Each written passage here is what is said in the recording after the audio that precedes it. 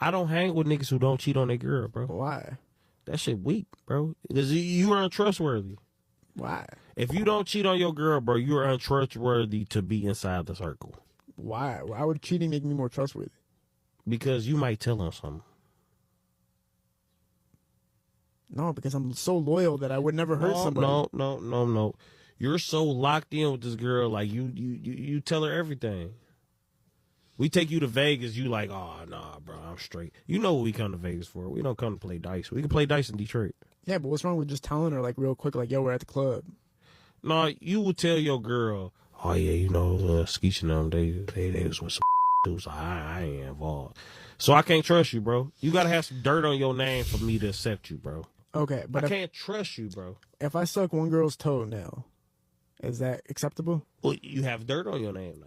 Exactly. You have dirt on your name now. But if we go to Vegas, we not